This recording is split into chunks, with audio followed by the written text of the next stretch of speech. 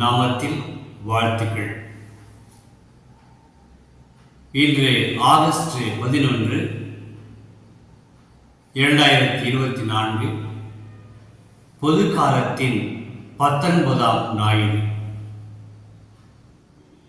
இன்றைய வாசகங்கள் இயேசு ஆண்டவரை விண்ணகத்திலிருந்து இறங்கி வந்த உயிருள்ள உணவு என்ற ஆழ்ந்த உண்மையை நமக்கு வெளிப்படுத்தி, அந்த உண்மையை நம்பி அவரை ஏற்று வாழ நம்மை அழைக்கிறது.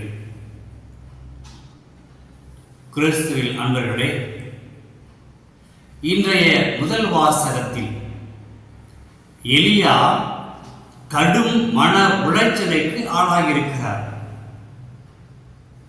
எலியா ஒரு சூறைச் செடியின் அடியில் அமர்ந்து கடவுளிடம் இவ்வாறு வேண்டுகிறார்: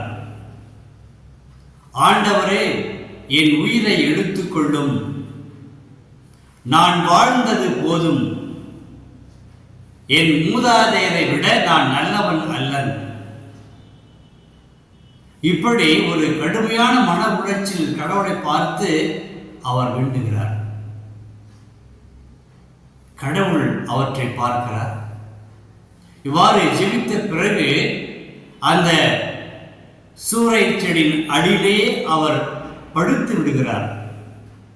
உடல் சோர்வு ஒரு பக்கம், மனசோர்வு ஒரு பக்கம். ஆனால் ஆண்டவரின் தூதர் அவரை தட்டி எழுப்பி, எழுந்திரு, சாப்பிடு என்கிறார். படைத்த கடவுள் நம்மை பராமரிக்கிறார் என்பதை இது உணர்த்துகிறது. மீண்டும் அந்த சோர்வு தாழ முடியாமல், அதிலிருந்து மீள முடியாமல் எலியா மீண்டும் படுத்து உறங்குகிறார். கடுமையான மன உளைச்சல், மனசோர்வு, உடல் சோர்வு. மீண்டும் ஆண்டவரின் தூதை அவரை தட்டி எழுப்பி, எழுந்திரு, சாப்பிடு, நீ செல்ல வேண்டிய பயணம் மிக தூரம். எனவே அவரை உற்சாகப்படுத்துகிறார். எலியாவும் அவற்றை உண்டார். உடல் வலிமை பெற்று 40 நாட்கள் 40 இரவுகள் பகலாக நடந்து சென்று கடவுளின் மலையான ஓரேப் மலையை அடைந்தார். அன்பர்களே, ஒன்றை நாம் புரிந்து கொள்ள வேண்டும். எலியாவின் மனசோர்வும் மன உளைச்சலும் நமக்கும் இருக்கும். பல்வேறு காலகட்டங்களில் கடுமையான மன உளைச்சலுக்கு நாம் ஆளாகியிருப்போம், மனசோர்வுக்கும் ஆளாகியிருப்போம். அந்த காலகட்டங்களை எல்லாம் நினைத்து பார்க்கிற பொழுது மிகவும் கொடூரமாக இருந்திருக்கும். இயல்பாகவே அந்த நேரங்களில் ஆண்டவரை பார்த்து, கடவுளை பார்த்து, நான் வாழ்ந்தது போதும், என் உயிரை எடுத்துக்கொள்ளும் என்று எத்தனை மக்கள் அந்த துயரமான சோர்வான மன உளைச்சலில் கடவுளை பார்த்து கதறுகிறார்கள். இது அன்று எலியாவுக்கு மட்டுமல்ல, இன்றும் நமக்கும் நம்மை சார்ந்தவர்களுக்கும் இப்படிப்பட்ட மனசோர்வும் களைப்பும் மன உளைச்சலும் மனித வாழ்வின் அங்கமாக இருந்து கொண்டே இருக்கிறது. அதிலும் நவீன காலகட்டத்தில் மிக அதிகமாக இருப்பதை பார்க்கிறோம். கடவுள் அன்றே அந்த எலியாவை தட்டி எழுப்பி உணவளித்து திடமளித்து அந்த ஒரே மலையை அடைய செய்தார். நம்முடைய வாழ்க்கையிலும், நம்முடைய வாழ்க்கை பலத்தில் பல வண்ணமயமான சூறை செடிகளை நாம் பார்க்கிறோம். அங்கே அமர்கிறோம், கடவுளை பார்த்து கதறுகிறோம். சூறை செடி நிழல் போதும் என்று அங்கே நாம் உறங்குகிறோம். தற்காலிகமாக நிழல், கொஞ்ச நேரம், அதுக்கு பிறகு வெயில் வந்துவிடும், அதுவே போதும் என்று சொல்லி நாம் படுத்து உறங்குகிற, நம்மையவே அறியாமல் படுக்கிற காலங்கள் நிறைய இருக்கும். நம்முடைய வாழ்க்கை பயணத்தில் ஒன்றை புரிந்து கொள்வோம். பலவிதமான, நான் சொன்னது போல, சூறை செடிகளை பார்த்திருப்போம். அந்த செடிகளெல்லாம் அமர்ந்து கொண்டு இறைவனை பார்த்து நாம் மன்றாடி இருப்போம், போதும் போதும் என் வாழ்க்கை இவ்வளவு போதும் என்று. ஆனால் கடவுள் விடவில்லையே. கடவுள் கட்டி எழுப்புகிறார், மகனே மகளே எழுந்திரு, உன்னுடைய பயணம் மிக தூரமான பயணம், நீ செல்ல வேண்டும், நடந்து செல்ல வேண்டும், இந்த உணவை சாப்பிடு என்று கடவுள் உற்சாகப்படுத்தி திறமளித்து உடல் சோர்வை போக்கி மன சோர்வையும் போக்கி நம்பிக்கை விதைத்து நம்மை மழையை கிடைக்க செய்கிறார்.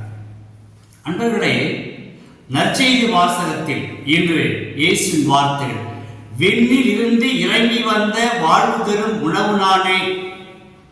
இதை கேட்டு யூதர்கள் கொந்தளித்து போனார்கள்.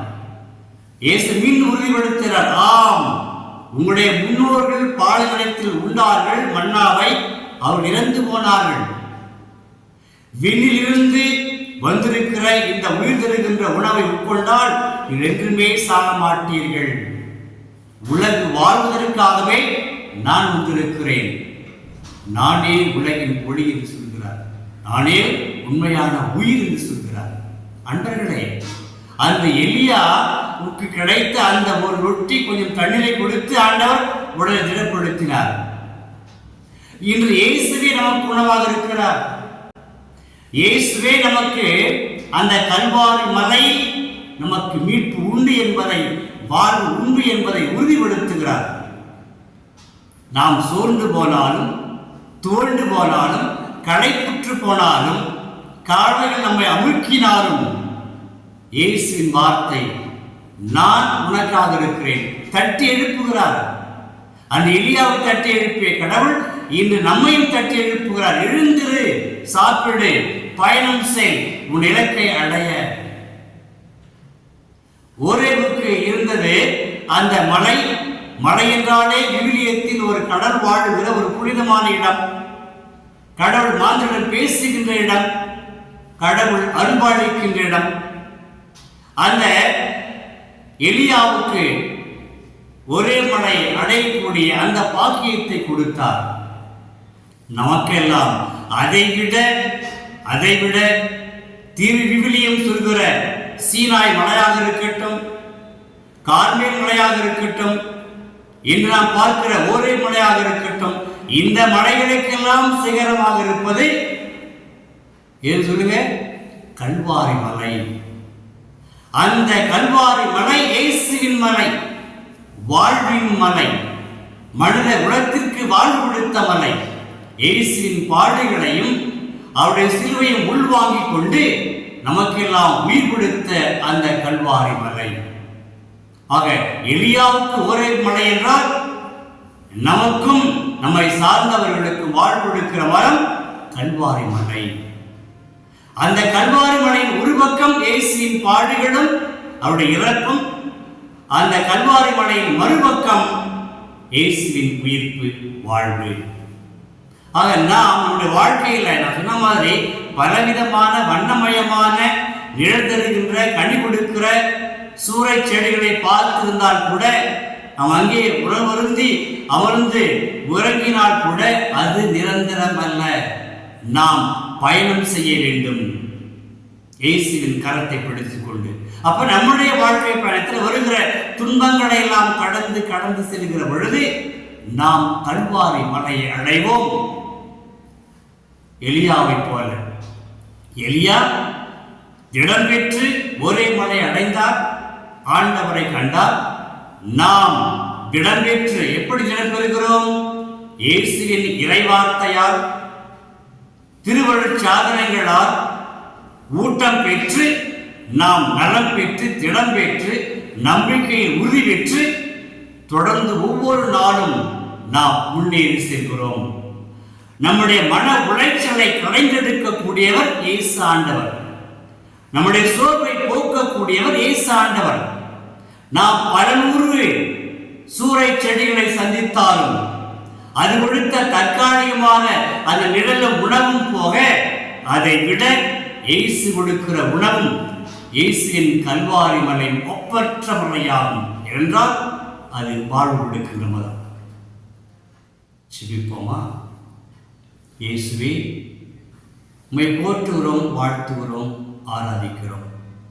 தந்தையே, உமது மகனின் வாயிலாக இன்று எங்களுக்கு அவர்தான் வானின்று இறங்கி வந்த உயிருள்ள உணவு என்பதை மீண்டும் எங்களுக்கு வலியுறுத்தி, நாங்கள் சூறை செடிகளில் சிக்கிக்கொள்ளாமல் சூறை செடிகள் நிழலே போதுமானது என்று வாழ்ந்து விடாமல் இயேசுவின் கரத்தை தட்டி எழுப்புகிற பொழுது விழித்து கொண்டு எழுந்து திடம் பெற்று அவரோடு இணைந்து பயணித்து கல்வாரி மலை அடைந்து நாங்களும் மீட்பை பெற்று உயிர்ப்பின் பிள்ளைகளாக வாழ வரம் தாரும்.